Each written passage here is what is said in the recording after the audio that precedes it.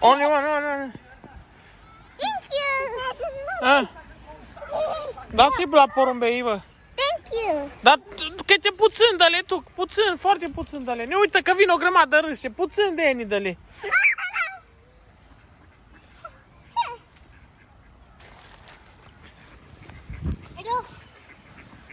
Ce faci, Deni?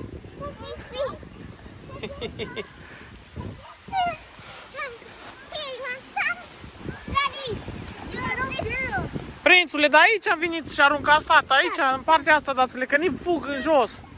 Prințul, aici dați-le.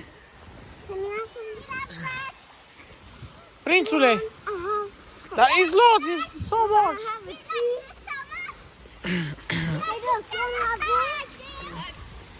Ia de acolo din pungă. Bă, dă-le câte un pic, tată, ca să mânci tăți, tată. Dă-le câte un picuț, bro. Luca, dă-le câte un pic, bă, Luca, mă. Țăpați în apă, că văd că nu mâncă alea. Luați-le de acolo și dați în apă la rațe. La rațe. It's ok, Deni, dă la rațe să mânce, că de aia l-ai cumpărat.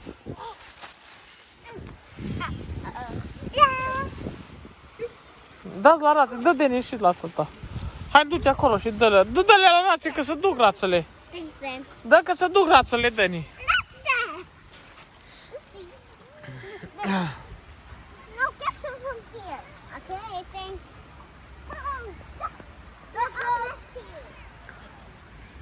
Prințul, hai tot adună asta, tată, și aruncă la rațe în apă, bă, tată. Tată, hai aruncă tu asta de la rațe. Deni, strângeți ăsta, nu dai ele, tată. Prințul, 11 ani, Denisa 6, Luca 5. 2020. Nu mai este. 29 august, sâmbătă. Astăzi este videoclipul făcut. Wow.